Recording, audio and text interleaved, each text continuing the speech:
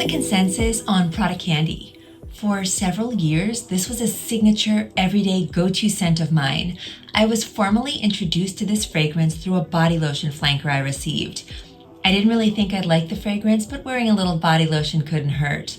Wow. Through the life cycle of the body lotion, I completely fell in love with Prada Candy and immediately went on to buy a full-sized bottle. This fragrance launched in 2011 and has enjoyed tremendous commercial success, so much so that it has spawned 10 flankers.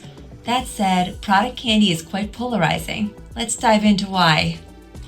Here's the word cloud I created from analyzing 100 consumer reviews of Prada Candy. The bigger the word or phrase is, the more it was mentioned by reviewers. I am actually shocked at how tight the word cloud is. It's only got 30 phrases. This means that many reviewers tended to use the same phrases to describe their experiences. From the name and notes, reviewers had specific expectations that Prada Candy did not match.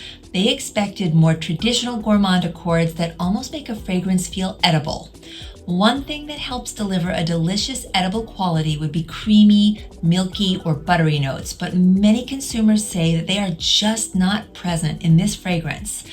Instead, Prada Candy achieves depth through soft powder, musk, and amber. Those notes still bring comfort and warmth, but in a different way. I think in most cases, reviewers were negatively biased after hearing the fragrance name, thinking they could never like a fragrance called Candy. Either it would be too sweet or feel too juvenile, certainly not sophisticated.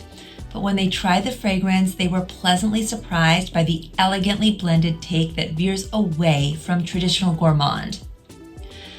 Now, for the reviewers who did not like the fragrance, said it had poor longevity and weak projection, or for those who smelled nothing, or next to nothing when they tried the fragrance, and there were quite a few of these people, let me suggest that there is a high risk of nose blindness or anosmia to the key components that make this fragrance unique and special.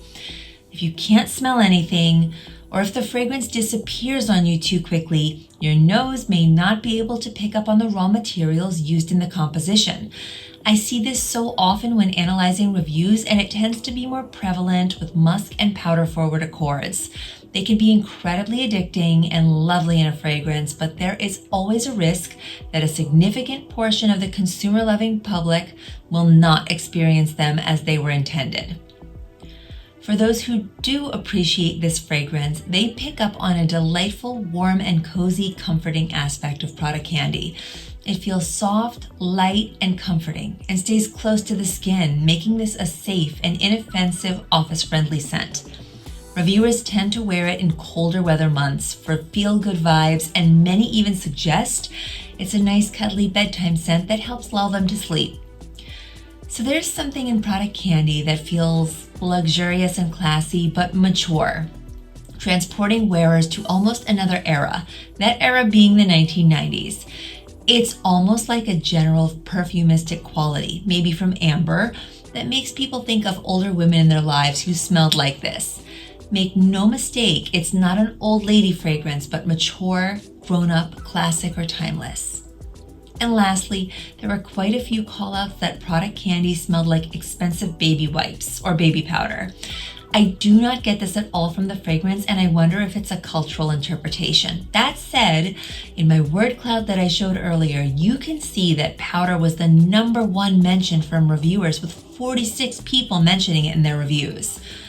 The powder never took me to baby, and I can understand how that association may kill the vibe for a wearer who perceives baby wipes in this fragrance, and there were enough mentions that I wanted to bring it up in my review.